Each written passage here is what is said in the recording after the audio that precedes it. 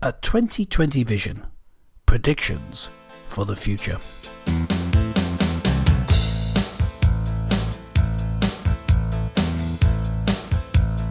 Hello and welcome to the Mark and Pete Show. Yes, well, 2019 is coming to an end, and we would like to give you our view of how the future will look. Well, Clergyman Pete is with me today, and Clergyman Pete, before we actually get your opinions, I know that 2019 has been fraught with issues, and definitely the year ahead has some challenges, we believe. But I thought I'd set up the scene with perhaps my little view of what could happen in 2020. Sure. And there's no better way to do so than with a poem. 2020 Vision, the perfect foresight for sore eyes. In January, Prince Andrew escapes from Love Island and requires more supervision. In February, Brexit is delayed for a further 1,000 years after yet another deal revision. In March, the Labour Party elect Tony Blair as leader, which no one could envision. In April, the United Kingdom comes last again in the tasteless and tuneless Eurovision. In May, Jeremy Corbyn becomes a rabbi and is subjected to a public circumcision. In June, Clergyman Pete becomes Archbishop of Canterbury, having made no provision. In July, the Earth's climate changes and we'll all live in igloos after an ice age collision. In August, the BBC is finally sold on eBay, following even more dire television. In September, Caroline Flack beats Anthony Joshua in the World Boxing Heavyweight division. In October, Hotpoint and Indeset combine to create Hotsit fiery washing machines, which receives much derision. In November, Trump is defeated, but his hair is elected US president with its cutting-edge precision. And finally, in December, another UK election occurs after a year of Tory indecision. Well, Clergyman Pete, I think they're pretty accurate. So what's your view of 2020 vision? Well, businessman Mark, I think the business of predicting the current, even the current year is difficult. As soon as you talk about the year ahead, it becomes problematic. You agree with every single one of them, my predictions there, I am sure. Well, yes, I thought that was wonderful. I thought especially Tony Blair comes back. Maybe he can take us into another war. Nostradamus predicts lots of things. And I've got an article in front of me taken from the Need magazine, which is has an astrology section. And they're talking about Nostradamus. He's predicted for 2020. That North Korea and South Korea will merge. Oh, okay. Yeah, that's unlikely. It is highly unlikely, I think. Solar energy will be widely used. No. Yes. No, well. Too inefficient. It's not going to happen. Commercial space travel will happen. Now, that's a possibility. That's certainly a possibility. Certainly an ambition of Mr. Branson. I think he's very keen to get up there, isn't he? No, but here is one that I think he's really on the button, Nostradamus. He says that he forecasts that a UFO, an alien ship, will come to the Earth, will ally with Vladimir Putin, and start the third world by the introduction of Vladimir Putin as the Antichrist. Yes. I think that's almost certainly not one of his predictions because he didn't say anything about the Antichrist. But I think it's probably extremely accurate. Well, so that's what Nostradamus has to say. But the Mark and Pete record on this is pretty good. I mean, we keep harking back to the prediction that you made in a poem, Mark. In the start of 2016, that Donald Trump would win, and we've got more or less everything else wrong, but we like to go back. We like to go back to that. Say, look, we got something right. Now, on the referendum for Brexit, we thought that it would be close. That's what we were saying. But in the end, we were a bit. We were thinking, the globalists will win, that sort of thing, and we were very pleased that they didn't. But for looking for the year ahead, the first thing that I would talk about is the end of January. We're leaving Europe. Yes. But Can I just say at people will this say, point, can I predict a big hurrah for that? well, I think it'll be so big a change that once we've left, someone will say, refer to the continent and say Europe. And people will say Europe who? And they'll say, no, I'm not. How dare you? Look, I think that that will start the negotiations. But here's my prediction. Okay, the prediction that we'll leave the European Union at the end of January isn't, do or die, be dead in a ditch if it doesn't happen, all that sort of thing. Boris Johnson, who said that about leaving at the end of October, ladies and gentlemen, if you don't remember.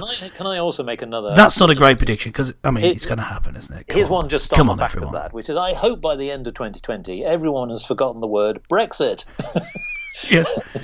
Yes, I know. It was quite a good word, shortened word to start with, and then it just got quickly irritating. But by the end of the year, my prediction is that we will have a trade deal with the EU based on a free trade deal. And the reason that I say this, I think Boris Johnson wants to sort of make up for the fact before that he wasn't able to get things through.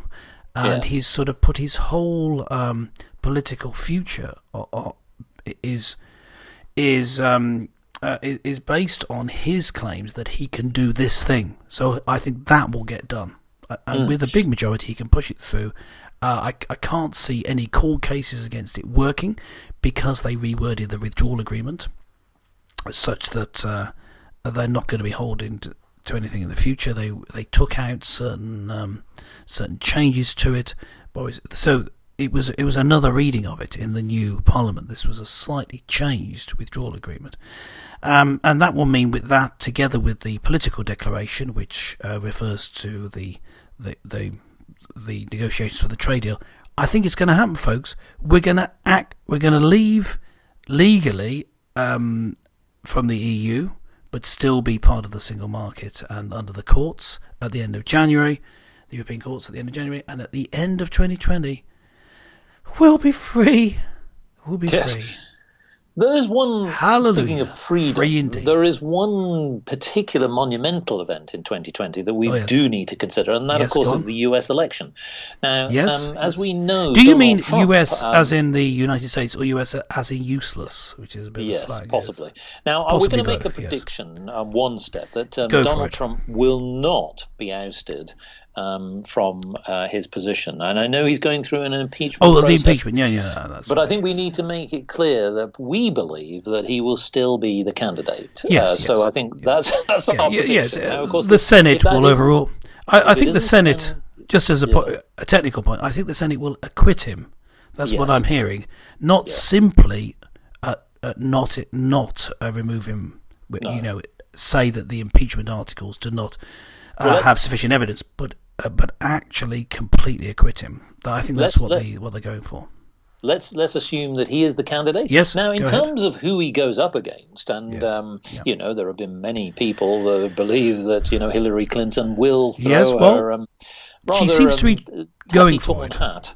But whether that really happens or not, I don't know. But either way, I think our prediction is this: that whoever he goes up against, he's still going to win. Or at least my prediction is his hair will win. Yes. No, I think he will win. I'm going to be a little more precise than that. I think that it will be close, not because of his performance. I think the ridiculous thing is, if any other president had achieved what he has achieved, he'd be 40. He wouldn't be in the 40% of approval. He'd be 60%, only 40 against. He would be lauded, but because he's so irritating, such an unpleasant character, he isn't. But on the other hand, I've come to see from the way that the media and the Democrats all work together, if he hadn't been like this, he wouldn't have got it done. So I think it all comes as a package annoying prediction. Twitter Here's another comments prediction, come as a and that is, I think, that Donald Trump is learning, and I think What? that the Yes, he lessons of learns his fast. No, he learns quick. well, the lessons of his rhetoric, whilst he's had a certain style about him, I think that if he does become president again, that maybe he might tone things down. Who knows? We could get worse, folks. Yes. But I'm going to suggest that he's perhaps had a few knocks, even shocking him, I think. Yes. I think this impeachment process has not really helped him, and I think he has looked a little bit more vulnerable than normal.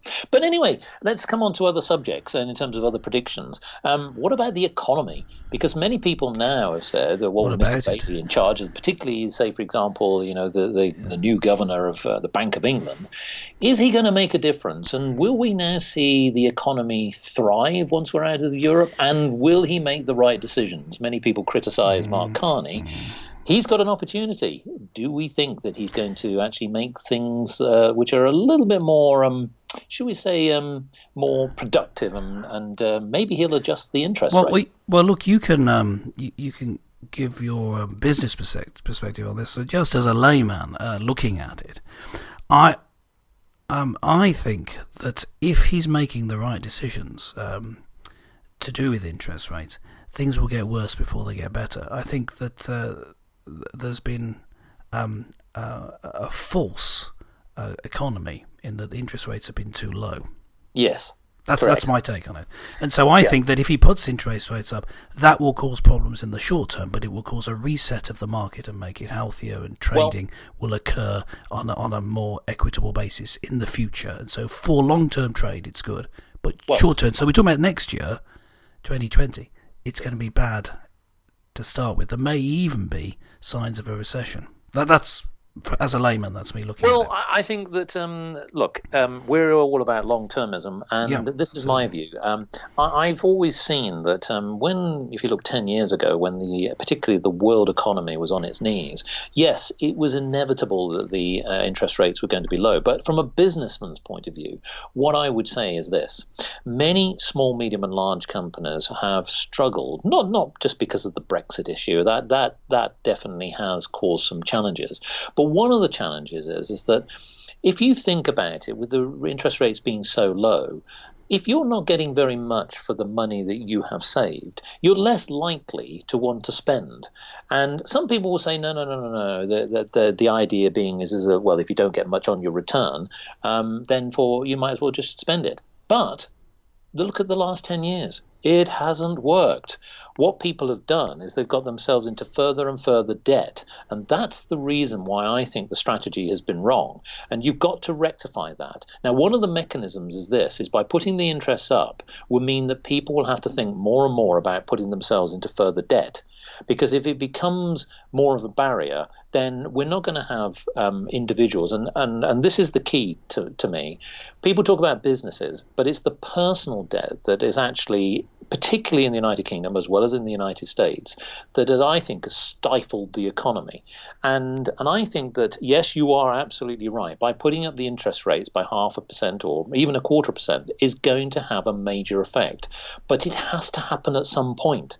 So I think what we'll see, and this is my prediction, if he does put it up, and I hope he does, we're not just going to have a few months and a few quarters. I think we could have a year or two of a stagnant economy. And as you say, it could be deemed to be a recession. But that's the level setting that we have to do to rectify the damage that's happened, the austerity measures that have been really too tough. So he's got a really bad situation to have to handle. It's not a good time to come in as a governor, although he could argue that actually he's got a chance to make things work. But in my opinion, that's what will happen, and I hope that he does it. So let's move on to other things. If we think about how society is moving, many people are slightly concerned about the Church of England. What's the predictions there? Because this is just, again, slightly moving away from a business side and more of a personal view. It seems like the Church of England has lost its way, and is now the time to actually have somebody else at the helm, and maybe Mr. Welby should step down. Well, if only, I would say. I think Justin Welby has been a great disappointment. Now, I'm from the wing of the church known as the charismatic evangelical wing, so believing in the Bible and its teachings, believing in the Holy Spirit, the gifts of the Spirit of today, gifts of healing and that sort of thing, which is the wing of the church he comes from, but very low church in our expression of it. So not so many of the frills, not so many candles and incense, but not from the liberal wing of the church. He supposedly doesn't come from that wing, and yet he's been behaving as if he did. What happened was it seems he went native.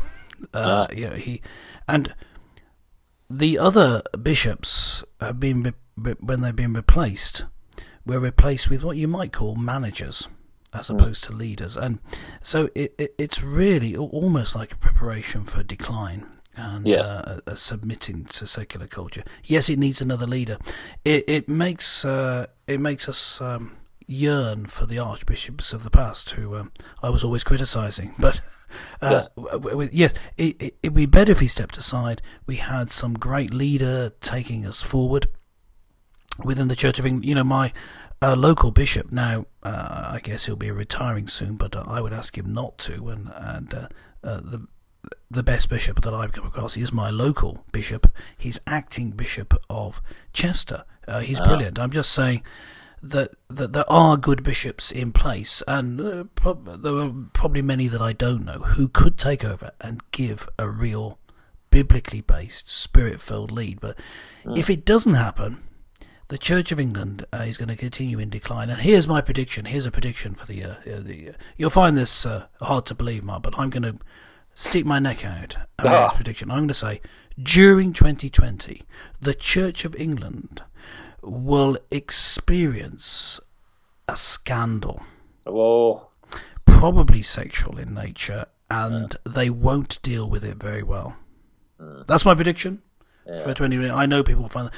No, I know, being sarcastic there. They've had real problems with dealing things, safeguarding protection of underage people. For sexual predators has not been dealt with in as firm or as swift a manner as one would hope. Not in all cases, but that's the impression. So they really got to step up their game. My prediction is that they won't. Right.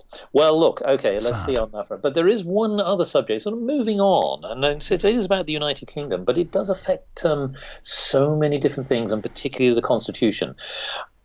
It's Scotland. Will Scotland get their referendum? I predict not. I think that Boris Johnson has made his point very, very clear. And I hope, as a citizen of the United Kingdom, that's the collective, that's Northern Ireland, Scotland, England, Wales, and so on. The bottom line is I think that we're stronger as a nation. And more importantly, and this is where I think the prediction will be, I think that actually once we come out of the EU, certainly post-January 2020, I think things might be difficult from the economy, but I think with the focus now being on domestic issues, more people will realise that actually we're stronger together.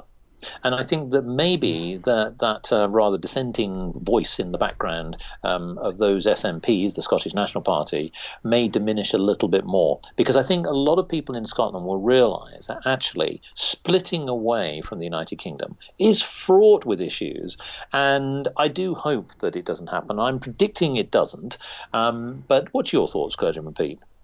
In terms of technical legal aspects of Scotland being able to hold a referendum to leave the United Kingdom, it's just not there. You have to have permission of the Westminster government in order to do it. So Nicola Sturgeon has in a previous YouTube video we had her, we exposed the fact that she was in fact a gorilla. I think we're right in saying that. But the other predicted that she was. Yes, the other problem with her is that she does a lot of grandstanding, and this has been pointed out in a few interviews, but also in the first question time in the Scottish Parliament. So the equivalent of Prime Minister's question time, but with the Scottish First Minister.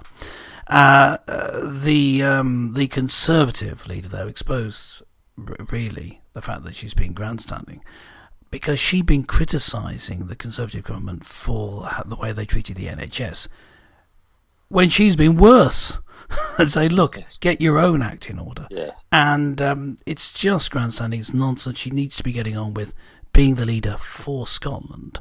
And I predict that there just simply won't be a referendum, and it won't be an issue. Maybe, I would say, in 2021. It might be an issue this year, but when we fully left the European Union, then with a trade deal, it will just fade away. Well, like let's see. An ephemera, like a ghost. Slightly unpleasant ghost. Move on to the last couple of subjects. Like an unpleasant smell. Yes, indeed. Pervading around the nation. You find under your sporran, Indeed. So let's talk about the environment. I'm going to make a prediction. I think there's going to be a lot of weather. Yes. However, more importantly, is whether the weather be good. Yes. Climate change is a big issue. But we know that once again, the one prediction is this: that I think that there will be communities that will challenge the government for not investing in the communities because they haven't put enough either dredging in place, border barriers in place, etc. So there will be communities that will suffer again. Now, what's your thoughts on this? Will we finally have an agreement on a global scale and a true commitment to be able to reduce the impact? And again, this is we're going to have probably get too absorbed in this, but let's keep it simple. We're not necessarily talking about reducing the carbon footprint. We're talking about the impact of environmental change, where there's been excessive flooding to the extreme of excessive droughts. We've seen that in recent years, and it's not just the UK. We've seen it in Australia. We've seen it in America. So prediction is we'll have more of that, but what do governments do? Yes, I mean, the thing to do with climate change is there's an elision, a putting one over the other of two different issues. And it gets even more complicated than that when you look at the science, in that the climate is changing and that the world is getting warmer is not really argued against by anyone. What's argued against is the fact that some people think that you can reverse it by reducing the amount of carbon dioxide that's released. Now, this just simply isn't true. We can't reverse it. Even with if you accept the contention that the excessive warming is caused by the human activity of producing too much carbon dioxide, there's still natural warming as well. You can't. The world is getting warmer, whatever we do. Even if we went back to Stone Age conditions, didn't use any modern industrial processes that produce the carbon dioxide, we still couldn't change it. So my prediction in this section, we're talking about global warming. Global warming will continue, and nothing that we do will do anything about it. But what I'd like to happen is people to recognise that these global initiatives bringing countries together are brilliant, but let's concentrate on two things. One, reducing pollution, and getting in place ways of coping with the fact that the world's going to be hotter. Those are the two things we should be doing. On a slightly coming to the end of this show, but one prediction is around North Korea. I'm going to make a prediction that I think that although Donald Trump himself tried to reach out to Kim Jong-un, and it seemed as though things were going well, but there's a slight undercurrent here that there are some rumblings to suggest that maybe there may be some problems in that area of the world. And so the prediction there is that I think that Donald Trump, assuming that he does get re-elected, will go back out again. So I think that this will be one of the predictions, which is that he will try and have stronger influence over what North Korea does. Now, I know that one of the comments that was made, you mentioned about the Nostradamus prediction that North Korea merges with South Korea. But I think there's an element there, which is that there may be a deal done in the sense that nobody wants a war. Nobody wants fighting. But I think that this is where there is, shall we say, a hopeful element of a prediction, that there will be more peace in that area where perhaps there is a threat.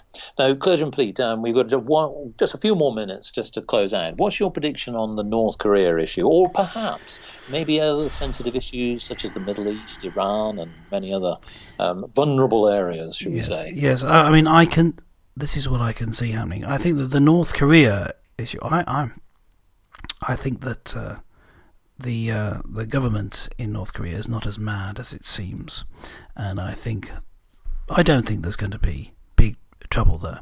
I think that particularly the way that Donald Trump has handled it has seemed to dampen it down, because it gave Kim Jong-un his place on the world stage, and he likes that, and it's sort of stroked his ego a bit, and yet he hasn't, apart from little pushes here and there, he hasn't been issuing the threats. Every now and then Donald Trump smacks him down, they have a bit of a Twitter spat. Yeah. So I think that's where, this is my prediction, of course I could be wrong, that won't be an issue, but you talk about other areas.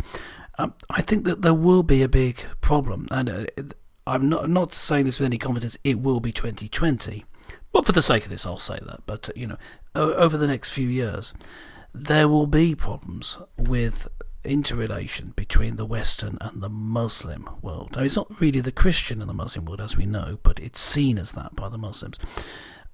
There will be a move by those in fundamentalist Islamic communities, which make up the majority. In Britain, not really. The surveys show it's probably about 40% of what would call fundamentalists in favour of violence.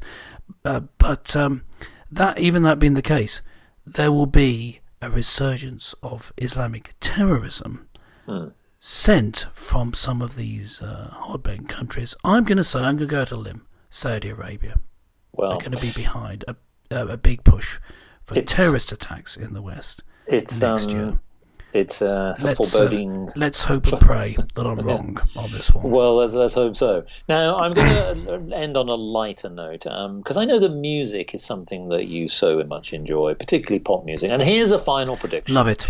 Yes. Now, Lad Baby, Clergyman Pete has eyes as glazed over already. He doesn't know what I'm talking about, folks. But Lad true, Baby has become, as we now know, for the second year in a row, the charity which has been run by Mark Hoyle, who originally last year, we built this city on sausage roll, has now gained the second successive year with the sausage roll themed I Love Rock and Roll. But my prediction is that he will get the Christmas #1 for 2020 as well. Why not?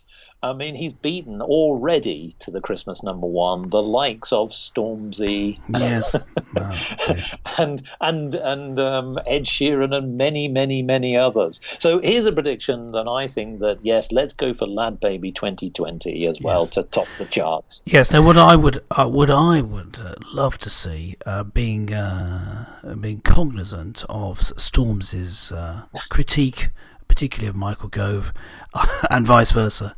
I think I would love it if Michael Gove got the #1 record for at least for Christmas next year. That'd be lovely. Well, wonderful. Well, I look forward to listening to that. So, Clergyman Pete, and I know that we're sort of coming to the end of the show as a sort of a final prediction. Any other final thoughts which will help our listeners? This is this is not a prediction. This is a promise from God that if we try and put God first, Justin Welby, I'm thinking of you, Boris Johnson and the government, I'm thinking of you, in fact all of us. This is from Isaiah chapter 40. Even youths grow tired and weary, and young men stumble and fall. But those who hope in the Lord, in God, will renew their strength. They will soar on wings like eagles. They will run and not grow weary. They will walk and not be faint. Amen. Well, listeners, indeed. Listeners, we wish you all from the Mark and Pete Show a very happy and prosperous 2020. Toodle pip.